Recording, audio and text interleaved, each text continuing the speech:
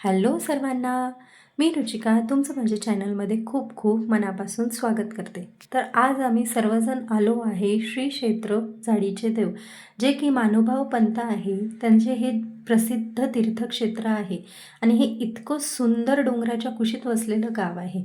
आणि हे बघा, हे जे आहे श्री क्षेत्र झाडीचे देवा यांचं जे आहे हे मंदिर आहे. त्यानंतर मी विळा अवसर घेतला. इकडे प्रसादाला विळा अवसर म्हणतात. आणि हे जे आहे ते चक्रधर स्वामी आहे. आम्ही आत एंट्री केली आणि जे आहे देवाचं स्नान सुरू होतं. थोड्या वेळ बाहेरच थांबलो आणि इथे एक सुविचार वाचला. मन शांत, वाणी गोड आणि कर्म शुद्ध ठेवा, कारण जग जिंकलात नाही तरीही चालेल, पण स्वतःचा आत्मा नक्कीच जिंका. दंडवत प्रणाम. आणि हा इतका सुंदर सुविचार होता ना. त्याच्यानंतर जे आहे देवाचं दार उघडलं गेलं आणि हे बघा, हे आहे झाडीचे देव.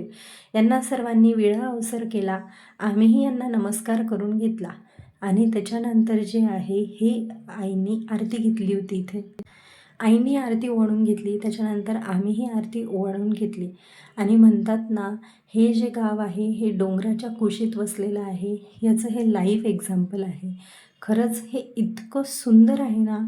चारी इकडून डोंगरं आहे आणि अजून जे आहे ना, पाऊस पडला नव्हता, सो इथून धबधबे सुरू व्हायचे राहिले होते.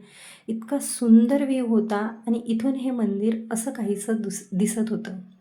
आणि असं म्हणतात 800 वर्षापूर्वी इथे चक्रधर स्वामी जे आहे ते आले होते आणि काही दिवस इथेच राहिले होते.